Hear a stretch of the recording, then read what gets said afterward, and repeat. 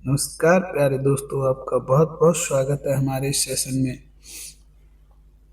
और इस सेशन में हम किन्सियोलॉजी बायोमैकेनिक्स के बारे में डिटेल से चर्चा करेंगे। तो आइए शुरू करते हैं। देखिए दोस्तों, किन्सियोलॉजी किन्सियोलॉजी के पिता अरस्तु हैं। किन्सियोलॉजी के पिता अरस्तु हैं और वहीं बायोमैकेनिक्स के पिता अल्फांजो जी ब्रोली यानी एजी ब्रोली हैं। ओके दोस्तों, किन्सियोलॉजी दो ग्रीक शब्द काइनेसिस एंड लोगस से बना हुआ है। यहाँ काइनेसिस का अर्थ होता है टू मूव यानी गति करना, और लोगस का अर्थ होता है टू डिस्कोर्स यानी अध्ययन करना।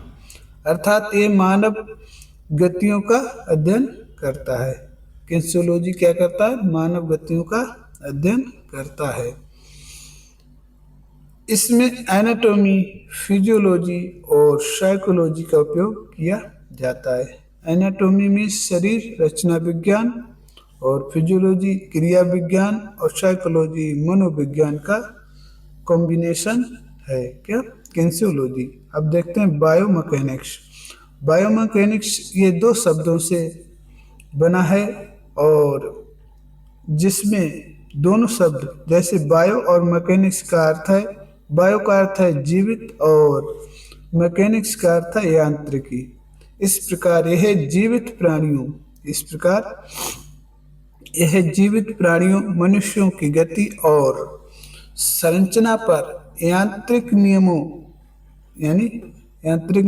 फिजिक्स के लॉ के अनुप्रयोग का अध्ययन है।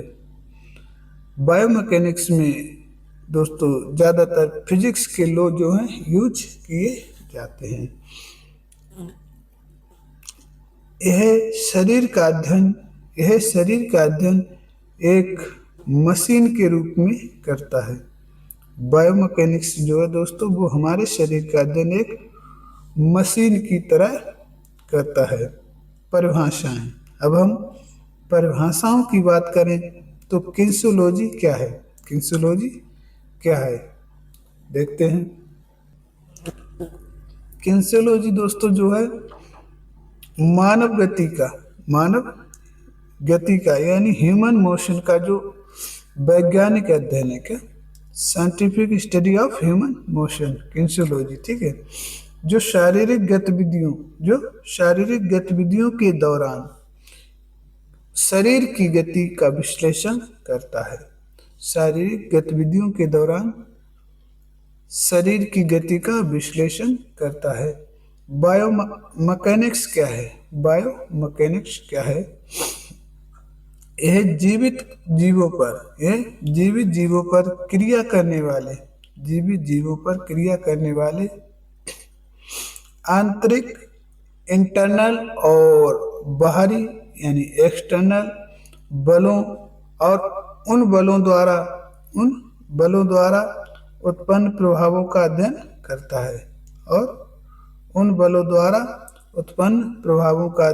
करता है। ठीक है दोस्तों, जो हमारा बायोमैकेनिक्स क्या है, किन्सियोलॉजी क्या है? किन्सियोलॉजी मानव गति का वैज्ञानिक अध्ययन है, जो शारीरिक गतिविधियों के दौरान शरीर की गति का विश्लेषण करता है। किन्सियोलॉजी जब भी शब्द यूज होगा वहां आप गति का वर्णन करेंगे। बायोमैकेनिक्स क्या? यह जीवित जीवों पर क्रिया करने वाले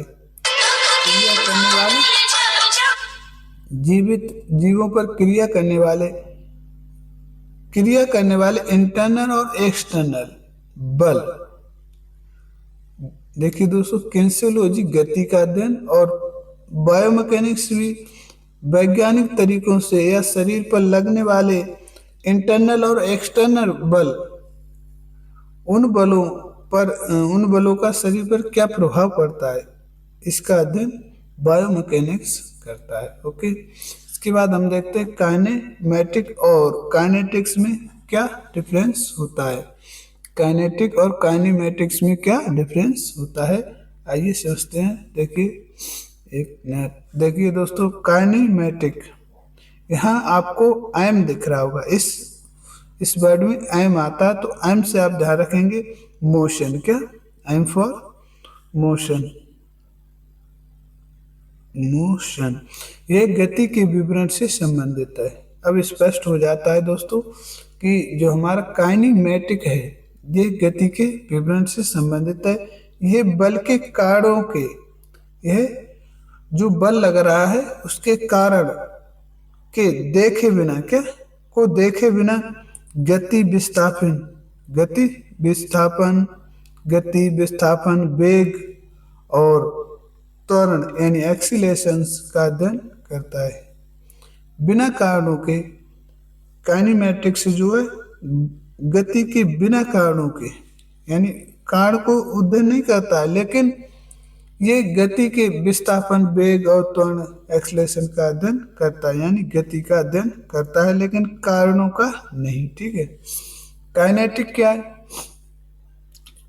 ठीक है, काइनेटिक क्या है? ये उन ताकतों या बलों का अध्ययन करता है। यह उन ताकत या बलों का अध्ययन करता है जो गति को उत्पन्न करते हैं, जो गति को उत्पन्न करते हैं, जैसे बल, घर्षण, मसल बल। ठीक है, मतलब यहाँ दोस्तों काइनेटिक जो है ये वर्ड जो है बल से संबंधित है। क्या? बल से संबंधित, और ये उन ताकत या बलों का ही अध्ययन करेगा जो गति से उत्पन्न होते हैं या गति से संपर्क रखते हैं। ठीक है, ये पूरी तरह से गति, काइनेमेटिक जो है पूरी तरह से गति का अध्ययन करता है, और काइनेटिक है गति पर लगने वाले बलों का अध्ययन करता है। उम्मीद करते हैं आपको ये समझ में आ रहा होगा। इस प्रकार हम किनेसियोलॉजी एंड बायोमैकेनिक्स, काइनेमेटिक और काइनेटिक्स के अर्थ के बाद हम आपको बता दें कि हम बायोमैकेनिक्स में क्या क्या अध्ययन करने वाले हैं। सर्वप्रथम हम सीखेंगे न्यूटन के गति के नियम विद ट्रैक। इसके बाद संतुलन कितने प्रकार का होता है, जोड़, plane and axes, types of muscles, इसके बाद बल और गुरुत्वाकर्षण बल, इसके बाद संधियों में गति, lever, motion, open scale, gross motor scale, और इसके साथ साथ टर्मोलॉजी जैसे वेलोसिटी क्या है, डिस्प्लेसमेंट क्या है, फ्रिक्शन क्या है, टॉर्क क्या है, इसके बाद पोस्चर, डिफॉर्मिटीज। इतने टॉपिक के बारे में हम डिटेल से चर्चा करेंगे। तो आइए शुरू करते हैं दोस्तों। सर्वप्रथम हम देखते हैं किनेसियोलॉजी बायोमैकेनिक्स का हमारे जीवन में क्या महत्व है। तो दोस्तों सर्वप्रथम ये प्रदर्शन में सुधार करता है। क्या? प्रदर्शन में सुधार करता है, चोटों की रोकथाम में मदद करता है, और इसके साथ साथ ही तकनीकी ज्ञान का विकास करता है, तकनीकी ज्ञान का विकास करता है। तो आइए देखते हैं दोस्तों, सर्वप्रथम हम देखते हैं न्यूटन के गति के नियम। न्यूटन के गति के नियम कौन कौन से हैं? ठीक है दोस्तों, तो सर आइजैक न्यूटन ने अपनी पुस्तक प्रिंसिपिया में 1687 में ये गति के नियमों का विवरण दिया। यह नियम जो खेल की हर गतिविधि जैसे दौड़ना, कूदना, फेंकना को नियंत्रित करते हैं। किसको नियंत्रित करते हैं? अब प्रथम नियम क्या कहता है? न्यूटन का प्रथम नियम क्या कहता है? प्रथम नियम कहता है जड़त्व का नियम। क्या? जड़त्व का नियम, जिसे हम कहते हैं लॉ ऑफ इनर्शिया। क्या? Law of inertia. ये नियम बताता है कि कोई वस्तु अपनी विरामावस्था यानी आराम की अवस्था या एक समान गति की अवस्था में तब तक रहती है जब तक उस पर कोई बाह्य बल न लगाया जाए। ठीक है दोस्तों, अब मान लीजिए ये पेन है, ये अभी विराम अवस्था में है और ये तब तक नहीं हिल सकता जब तक उससे हम बाह्य बल के द्वारा उठा ना लें। ओके, और ठीक है। या फिर एक समान गति की अवस्था में, अब कोई चीज अपनी ऐसे ये अवस्था में गति कर रही है, ये तब तक गति में रहेगी जब तक इस पे कोई बल ना लगे। अब ये दोस्तों इस पे फ्रिक्शन बल अप्लाई हो रहा है जो इसे रोक लेता है, ठीक है, जब तक उस पर कोई बाह्य बल ना लगे। जैसे फुटबॉल, मान लीजिए फुटबॉल है, आपने किक मार दी, वो धीरे धीरे रुक जाती है, क्या धीरे धीरे रुक जाती है, किक मारने के बाद धीरे धीरे रुक जाती है क्योंकि उस पर एक्सटर्नल फोर्स लग रहे हैं। कौन कौन से? एक तो एयर रेजिस्टेंस यानी हवा का प्रतिरोध, और इसके बाद जो जमीन है उसका, जमीन पे उसका फ्रिक्शन यानी घर्षण हो रहा है, ठीक है। और फुटबॉल अगर रुकी है तो वो रुकी रहेगी जब तक उस पर कोई बाह्य बल ना लगे, यानी कोई उस पर किक ना मार दे। ओके, इसके बाद तब तक बनी रहती है, ये तो आप समझ गए होंगे। दौड़ते हुए धावक को रुकने के लिए मांसपेशीय बल लगाना पड़ता है। ये सिद्धांत कहता है कि जब तक कोई वस्तु जो गतिमान अवस्था में है वो तब तक नहीं रुकेगी जब तक उस पर बल ना लगाया जाए, ठीक है। अब देखते हैं द्वितीय नियम क्या होता है, law of acceleration. Law of acceleration क्या कहता है? त्वरण का नियम, इसे कहते हैं त्वरण का नियम, ठीक है। किसी वस्तु के संवेग में परिवर्तन की दर, किसी वस्तु के संवेग में परिवर्तन की दर लगाए गए बल के समानुपाती होती है। किसी वस्तु में संवेग परिवर्तन हमेशा वस्तु पर लगा बल वस्तु के त्वरण व द्रव्यमान के गुणनफल के समानुपाती होता है, जैसे फोर्स बराबर ma। अब यहाँ समझिए दोस्तों, अब मान लीजिए हमें ये बॉल है और इसको इस दीवार तक फेंकना है, तो हम इसके द्रव्यमान और दूरी, द्रव्यमान और एक्सीलरेशन, इसे कहेंगे एक्सीलरेशन के गुणनफल के बराबर बल लगाएंगे, तभी ये वस्तु क्या करेगी, यहाँ तक पहुंचेगी। मान लीजिए इसका द्रव्यमान है 1 kg और 1 kg द्रव्यमान और प्लस एक्सीलरेशन यानी त्वरण कितना है, इन दोनों के गुणनफल के बराबर बल लगाएंगे तब वस्तु यहाँ पहुंचेगी। अगर मान लीजिए हम बल कम लगाएं तो वस्तु वहां तक नहीं पहुंचेगी, ठीक है। देखिए यहाँ स्पष्ट किया गया, किसी वस्तु के संवेग में परिवर्तन, इसके जो अभी ये इसका संवेग स्थिर है और इसके संवेग में हम परिवर्तन करेंगे तो लगाए गए बल के समानुपाती होती है, ठीक है। जो हम बल लगाएंगे उसके समान ही इसमें संवेग होता है, ठीक है। उसी अनुपात में इसमें क्या होगा, जो है परिवर्तन होगा, ठीक है। किसी वस्तु में संवेग परिवर्तन हमेशा वस्तु पर लगे बल और वस्तु के त्वरण या द्रव्यमान के गुणनफल के समानुपाती होता है, जैसे फोर्स बराबर ma, यानी मास गुणा इनटू एक्सीलरेशन, यानी द्रव्यमान और त्वरण इनकी गुणनफल के बराबर बल लगता है। एग्जाम्पल, शॉटपुट फेंकना। अब शॉटपुट फेंकेंगे तो कितनी दूर फेंकना है उतना ही बल का प्रयोग करेंगे, ठीक है। अब कितना उसमें द्रव्यमान है और कितनी दूर एक्सीलरेट करना है इतना ही बल आप उसमें प्रयोग करेंगे, ठीक है। बॉल कैच करते समय हाथ पीछे खींचना। अब मान लीजिए आप क्रिकेट खेल रहे हैं और बॉल आप कैच करते हैं, उस समय आप हाथ को कुछ समय तक उसे पीछे खींच लेते हैं, क्योंकि जब आप बॉल को कैच करते हैं उस समय उस पर स्पीड अधिक होती है और बॉल को पकड़ने के साथ उसके संवेग के साथ आप क्या करते हैं, बल लगाते हैं और धीरे धीरे उसे पीछे हटा के रोक लेते हैं। अगर अचानक रोकेंगे, डायरेक्ट रोकेंगे तो आपकी बॉल या तो छूट जाएगी और या फिर आपको अधिक चोट लगेगी, ठीक है।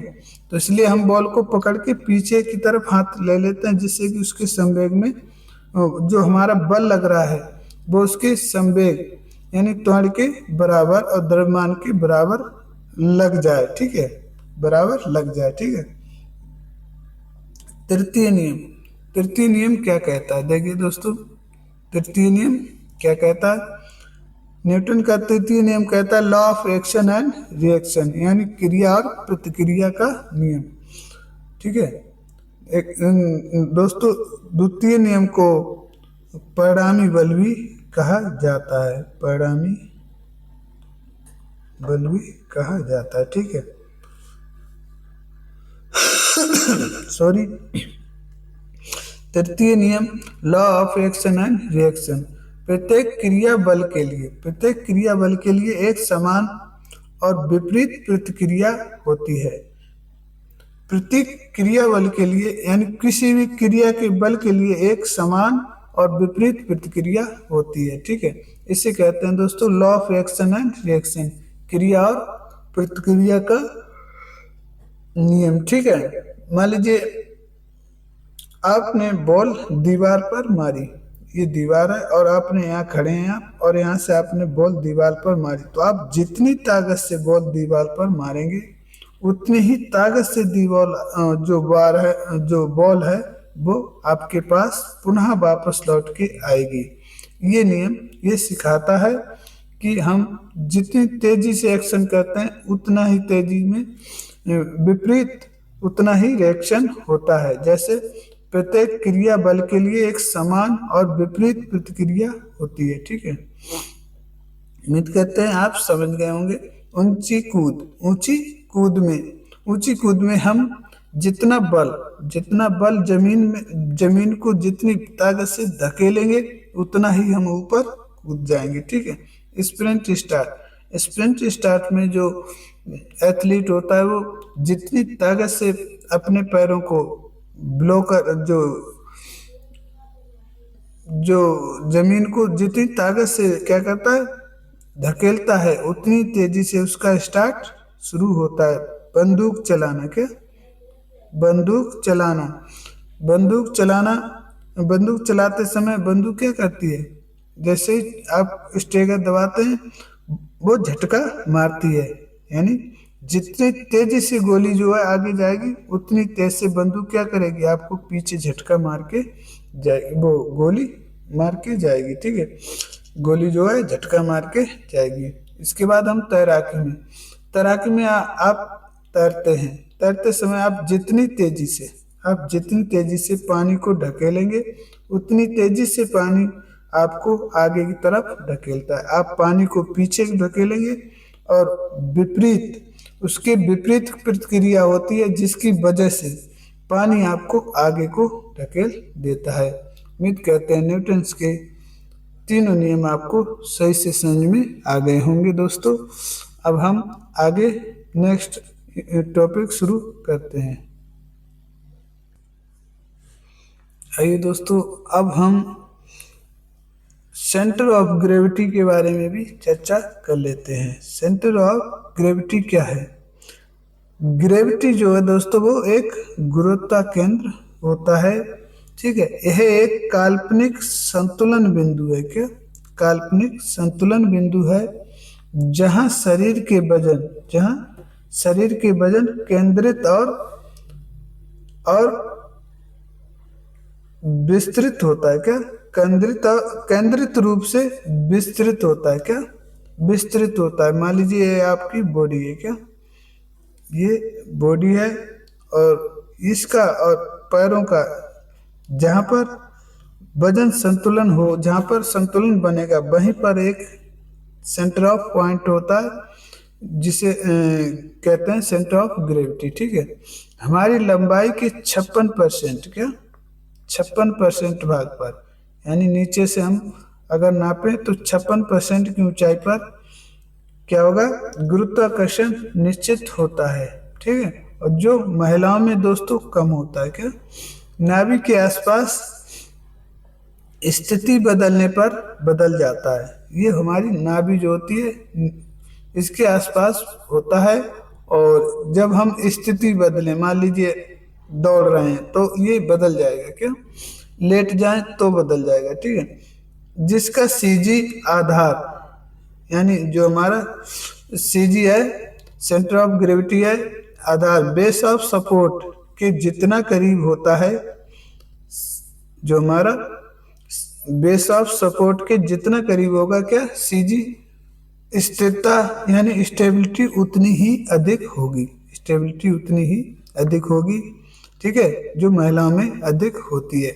जैसे मान लीजिए अब कुश्ती, कुश्ती देखा होगा, आप खड़े होकर नहीं लड़ते हैं क्या, स्ट्रेट खड़े होकर नहीं लड़ते हैं, वो क्या करते हैं, अपने शरीर को झुका लेते हैं, जिससे कि उनका जो है सेंटर ऑफ ग्रेविटी नीचे आ जाता है और उनमें स्थिरता अधिक आ जाती है, ठीक है, महिलाओं में अधिक होती है, ठीक है। कुश्ती व जूडो के प्लेयर, कुश्ती व जूडो के प्लेयर घुटने मोड़कर सीजी नीचे लाते हैं, जिससे ताकि गिरना मुश्किल हो जाए। और कभी कभी तो कोई जो है रेसलर जो है एकदम कैसे हो जाता है, घुटने पर ही आ जाता है, कैसे, घुटने पर आ जाता है, ठीक है, और तब कुश्ती लड़ता है, जिससे कि उसका सेंटर ऑफ ग्रेविटी नीचे आ जाता है, जिससे उसका जो है बैलेंस जो है, संतुलन है, वो क्या हो जाता है, अधिक स्थायी हो जाता है, ठीक है, अधिक स्थायी हो जाता है। उम्मीद करते हैं आपको समझ में आ रहा होगा। अब हम देखते हैं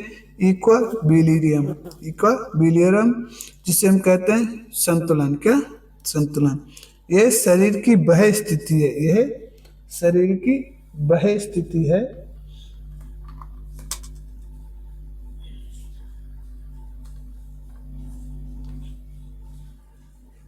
ये क्या दोस्तों, ये शरीर की वह स्थिति है, कौन सी, जिसमें उस पर लगने वाले बलों का, जिस पर उस पर लगने वाले बलों का क्या होता है दोस्तों, योग शून्य हो, क्या, योग शून्य हो।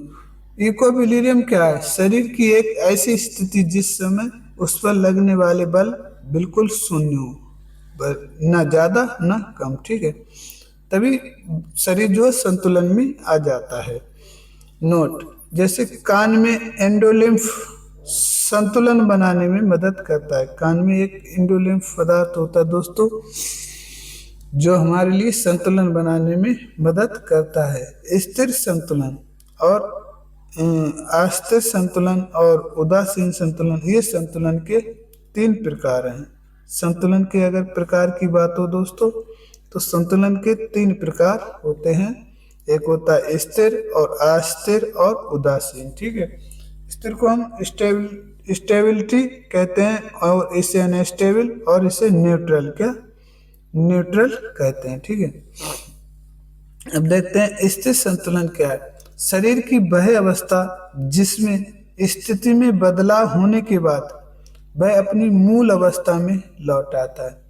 अब मान लीजिए शरीर की एक ऐसी अवस्था या किसी वस्तु की ऐसी अवस्था जिसमें कोई मूवमेंट्स हो और वो पुनः अपनी स्थिति में वापस लौट आए, तो ऐसे संतुलन को हम क्या कहते हैं, स्थिर संतुलन कहते हैं। क्या कहते हैं, स्थिर संतुलन कहते हैं, स्थिर संतुलन कहते हैं। जैसे पीलवान, पीलवान देखा होगा आपने, एक शंकु के आकार का होता है, ठीक है, और अगर उसे आप लुढ़का दें तो वो क्या होता है, पुनः अपना खड़ा हो जाता है।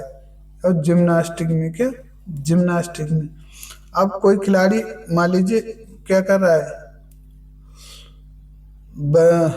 बैलेंसिंग बीम कर रहा है, बैलेंसिंग बीम कर रहा है, तो वो पुनः अपनी स्थिति में आ जाता है, जिससे कि उसे कहते हैं स्थिर संतुलन, क्या। अब अस्थिर संतुलन देखते हैं, अनस्टेबल, क्या, अनस्टेबल, वह स्थिति जिसमें एक छोटी सी हलचल होने पर एक बड़ा बदलाव होता है। अब मान लीजिए वस्तु पूर्व अवस्था में नहीं लौटती है, यहाँ क्या होता है, यहाँ सीजी और सीजी जो है वो बदल जाता है, क्या, सीजी बदल जाता है। देखो क्या होता है, मान लीजिए एक ऐसी स्थिति होती है, यहाँ पर आपने बॉल रख दी, क्या, बॉल रख दी, अगर इसमें थोड़ी सी भी मूवमेंट हो जाए तो ये बॉल जो है पुनः अवस्था में यहाँ पर नहीं आ सकती और ये अपनी नई स्थिति जो है बना लेगी, ठीक है।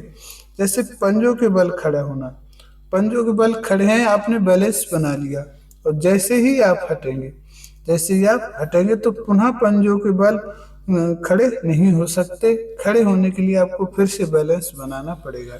एक पैर पर खड़े होना, एक पैर पर खड़े होंगे तो आप कुछ समय तक संतुलन बना सकते हैं, लेकिन वो कैसा है, स्थायी नहीं है। जैसे ही आपका मूवमेंट बदलेगा, आप पुनः जो है दूसरी स्थिति को ग्रहण कर लेंगे। ठीक है। न्यूट्रल। न्यूट्रल दोस्तों क्या होता है, ये वस्तु या पदार्थ की वह अवस्था है जिसमें वस्तु की स्थिति बदलती है लेकिन सीजी नहीं बदलता है। क्या, सीजी नहीं बदले। ठीक है।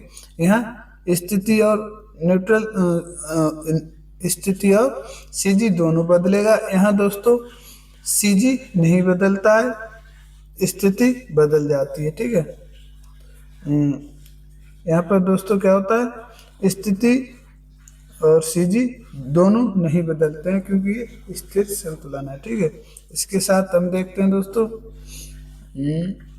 एक मिनट, उदासीन। उदासीन की अगर हम बात करें तो ये मान लीजिए एक भारी और लकड़ी का गट्ठा है जो जमीन पर पड़ा हुआ है।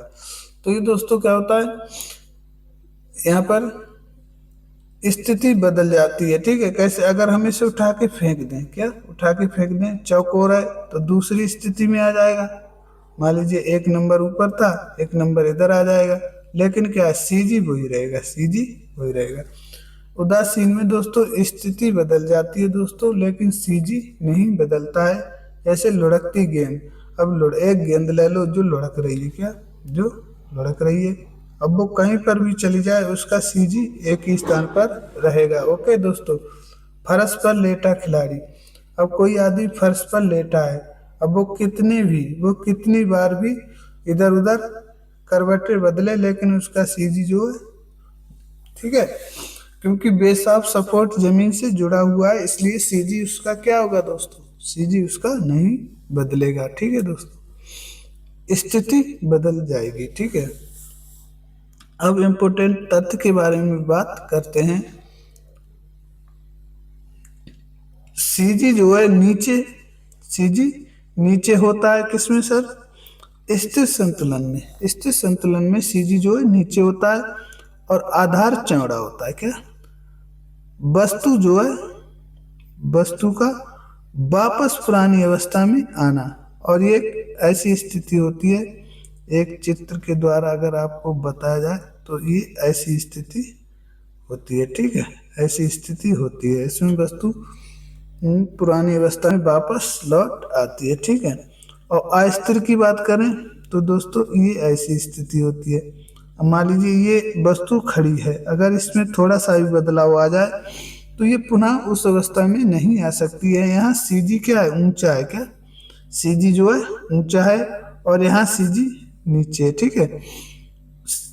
आधार छोटा है, आधार क्या है, बेस ऑफ सपोर्ट छोटा है, अवस्था बदल जाती है, यहाँ अवस्था बदल जाती है।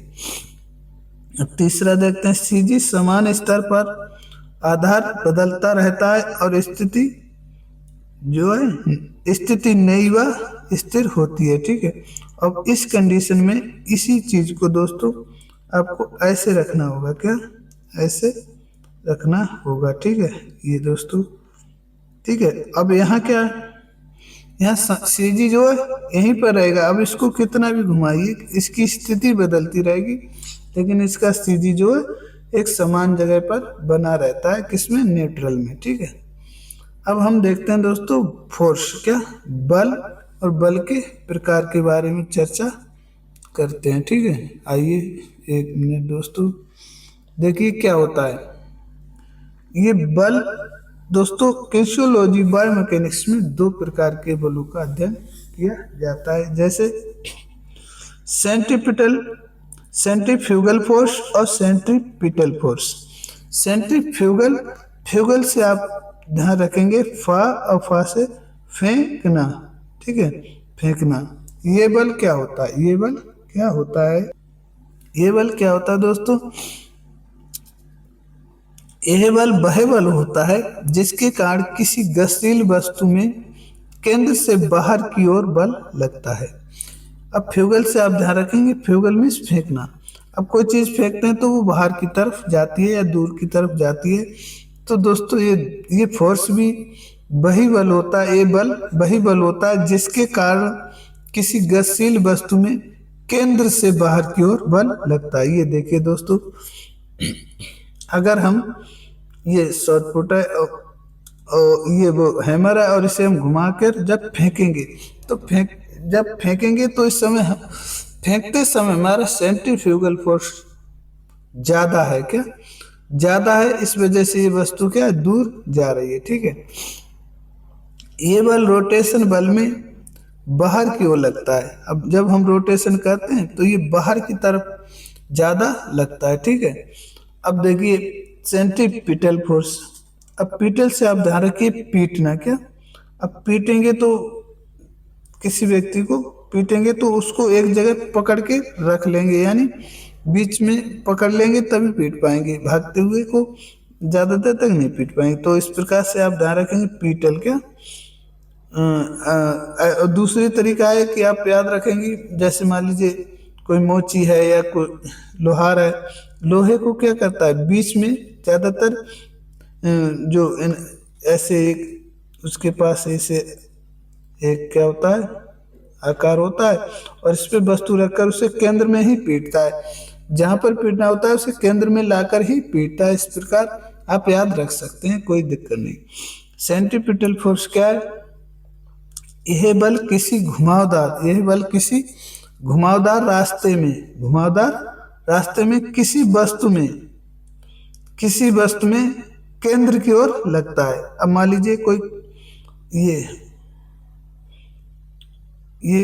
कोई व्यक्ति है। क्या ये कोई व्यक्ति है और ये क्या है, घुमा रहा है, हैमर को घुमा रहा है। तो इस समय दोस्तों ये बल ज्यादा है। क्या जब तक ये घुमा रहा है तब तक इस पे सेंट्रीपिटल फोर्स ज्यादा है, जब ये छोड़ेगा तो उस समय सेंट्रीफ्यूगल फोर्स ज्यादा लगेगा। ठीक है, इस प्रकार आप याद रखें कि जो बल है जो केंद्र की ओर लगता है उसे सेंट्रीपिटल कहते हैं, और केंद्र से बाहर की ओर लगे उसे सेंट्रीफ्यूगल फोर्स कहते हैं। अगर ये दोस्तों नोट, अगर ये दोनों बल समान मात्रा में लगे तो वस्तु क्या करती है, तो वस्तु अपने स्थान पर घूमती रहती है। तो वस्तु जो है अपने स्थान पर घूमती रहती है। तो दोस्तों इस प्रकार हमने किनेसियोलॉजी बायोमैकेनिक्स में सेंटर ऑफ ग्रेविटी, देखो न्यूटन्स के लॉ और इक्विलिब्रियम और फोर्स, इतने टॉपिक के बारे में हमने स्टडी कर लिया है। अब दोस्तों नेक्स्ट वीडियो में हम इसके बचे हुए किनेसियोलॉजी बायोमैकेनिक्स के जितने बचे हुए पॉइंट्स हैं उनके बारे में चर्चा करेंगे। उम्मीद करते हैं आपको ये सेशन अच्छा लगा होगा, और इसमें अगर आपको थोड़ा सा भी सहयोग मिलता है तो वीडियो को लाइक करें दोस्तों, और चैनल को सब्सक्राइब करें। आपका हृदय से बहुत बहुत धन्यवाद। जय हिंद, जय भारत।